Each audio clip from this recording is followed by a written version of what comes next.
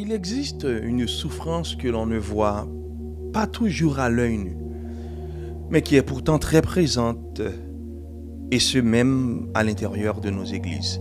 Écoute, ce sont des personnes qui connaissent des versets par cœur, qui savent pertinemment que Dieu pardonne, qu'il guérit.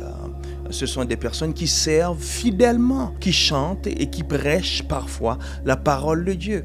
Mais au fond d'elles, quelque chose reste cassé, fissuré, brisé. Elles se sentent toujours coupables, toujours de trop ou pas assez. Elles avancent avec un sourire, mais leur cœur murmure. Tu n'es pas digne. Tu n'es pas vraiment aimé. Tu es condamné à répéter l'histoire de ta famille. Peut-être que pendant que je parle, tu te reconnais. Tu portes à l'intérieur de toi la honte d'un passé, la douleur d'une famille compliquée, le poids de décisions que tu regrettes. Tu as parfois l'impression de vivre une double vie intérieure. À l'extérieur, tu donnes l'impression pourtant que tout va bien. Mais à l'intérieur, il y a des hommes qui pleurent encore. À qui s'adresse donc cette série? Cette série ne s'adresse pas à des vies parfaites. Elle s'adresse à ceux qui ont connu le rejet, la comparaison, la jalousie, les secrets de famille, les traumatismes dans le couple, les schémas répétitifs que personne ne comprend, mais que tout le monde subit. Peut-être que tu viens d'une famille marquée par soit le divorce ou l'abandon ou la violence, une famille qui est marquée par peut-être l'infidélité, ou simplement il y a eu un profond manque d'amour. Cette série veut t'aider à mettre des mots sur ce que tu vis et surtout à t'ouvrir à une œuvre de Dieu dans les racines de ta vie. Un cœur pur, selon Matthieu chapitre 5, le verset 8e, est le verset qui va nous accompagner dans ce processus. Dans toute cette série, Matthieu 5, verset 8 se lit ainsi.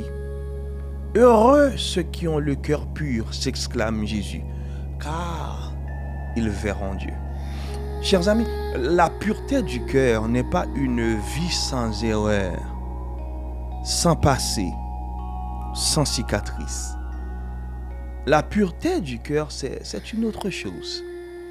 C'est la fin de ce que j'appelle la double vie intérieure. C'est un cœur qui ne joue plus à se mentir. C'est un cœur qui ne porte plus un masque devant Dieu, ni devant lui-même.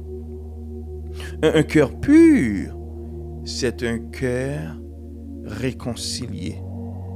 Réconcilié avec Dieu, réconcilié avec lui-même, et peu à peu, réconcilié avec les autres.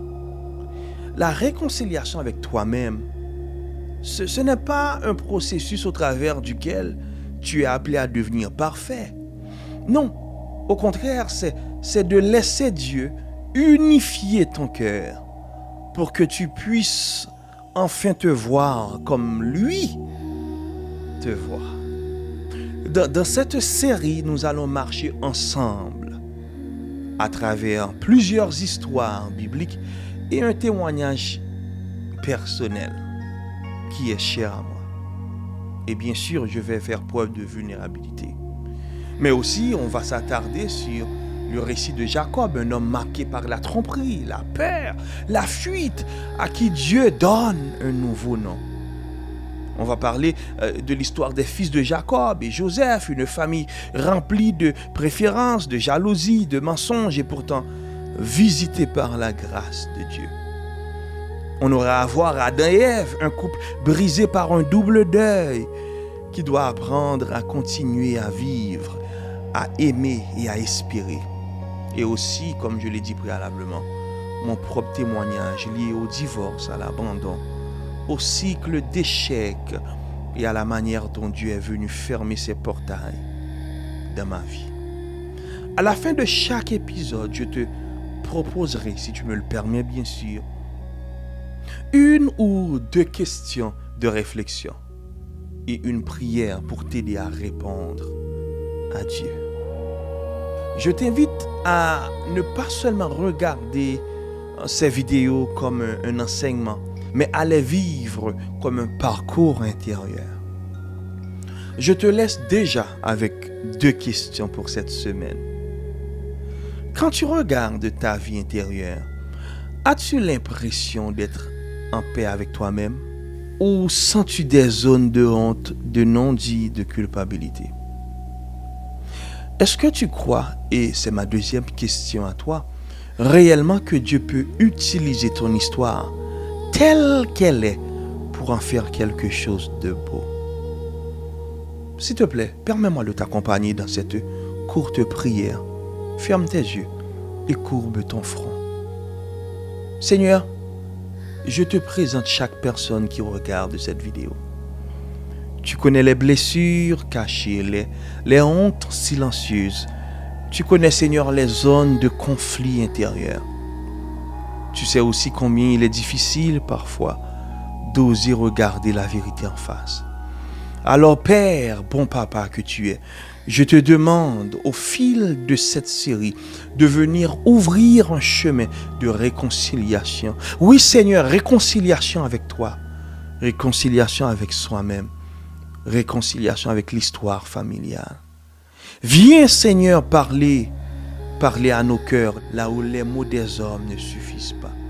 Fais de cette série un point de départ pour une vraie guérison intérieure, Seigneur. C'est au nom de Jésus nous t'avons prié.